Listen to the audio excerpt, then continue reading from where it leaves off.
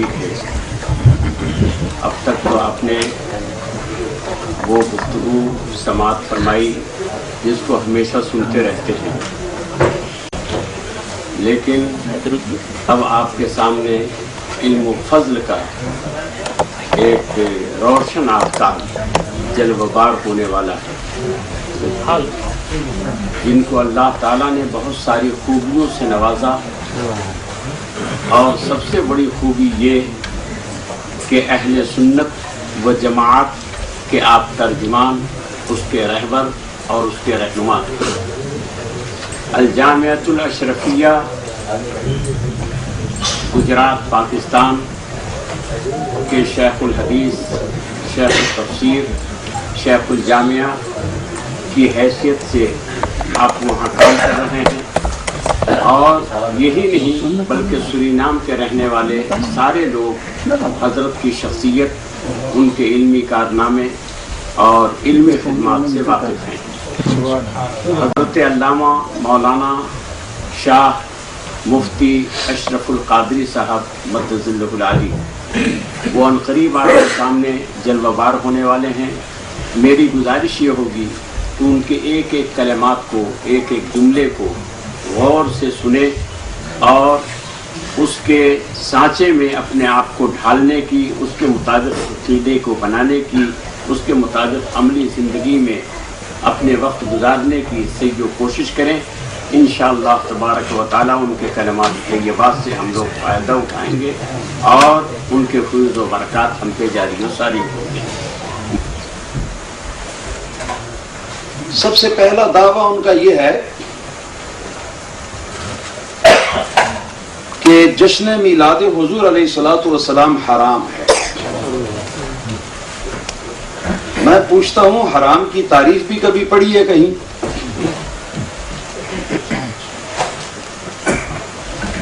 حرام اس کام کو کہتے ہیں کہ جس کے منع کا لازم ہونا دلیل قطعی سے ثابت ہو. دلیل قطعی وہ دلیل ہے جس کا ثبوت بھی قطعیت کے ساتھ ہو اور جس کی دلالت اپنے معنی کے اوپر بھی قطعیت کے ساتھ ہو.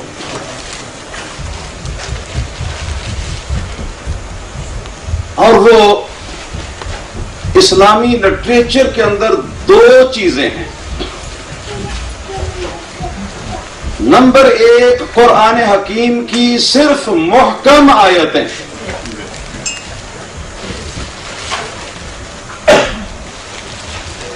محکم آیتیں وہ کہ جن کا دوسرا ترجمہ نہیں ہو سکتا، صرف ایک ہی ترجمہ، ایک ہی معنی جن کا متعین ہے اور بس دوسرا ہو ہی نہیں سکتا. اس طرح کی قرآن کریم کی آیات جو ہیں وہ قطعی ہیں اور حدیث نبوی میں سے وہ حدیثیں جن کو متواتر کہتے ہیں قطعی ہیں، اور متواتر وہ حدیثیں ہیں کہ جن کا نقل کرنے والا نبی کریم صلی اللہ علیہ وسلم سے صحابہ کے طبقے میں، پھر ان کے شاگردوں کے طبقے میں، پھر ان کے شاگردوں کے طبقے میں، پھر ان کے شاگردوں کے طبقے میں، یہاں تک کہ ہمارے زمانے تک یہ سلسلہ پہنچے. اتنے زیادہ افراد اس کے نقل کرنے والے، اس کی روایت کرنے والے اتنے زیادہ افراد ہوں کہ عقلاً ان کا جھوٹ پر اتفاق کر لینا ممنوع اور محال. اس شان کی متواتر احادیث بشرطے کہ ان کا معنی اور مفہوم جو ہے اس کے اعتبار سے وہ محکم بھی ہوں، یعنی ان کے معنی میں کوئی دوسری رائے نہ نکل سکتی ہو، معنی ایک ہی ہو اور وہی طے شدہ ہو، اس کے علاوہ دوسرا معنی ہو ہی نہیں سکتا۔ اس شان کی متواتر حدیثیں جو ہیں، احادیث میں سے صرف وہ حدیثیں قطعی ہیں۔ تو قرآن محکم یا حدیث متواتر محکم جو ہے، یہ دو چیزیں وہ ہیں اسلامی لٹریچر کے اندر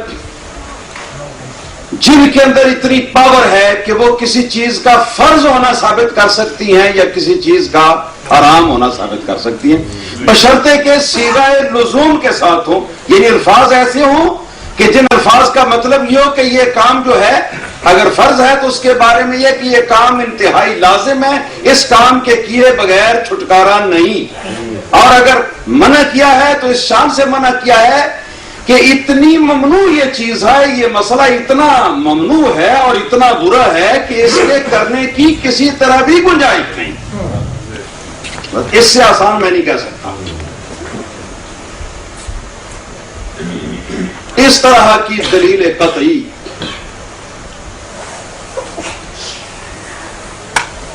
لزومی انداز ہو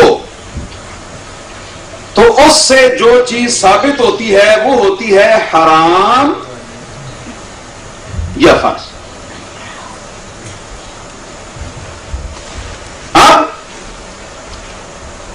جن لوگوں کا دعویٰ یہ ہے کہ جشن میلاد نعوذ باللہ حرام ہے، میں ان کو پوری دنیا میں چیلنج کرتا ہوں۔ یہ عرب کے نجدی وہابیوں سے لے کر پاکستان انڈیا تک،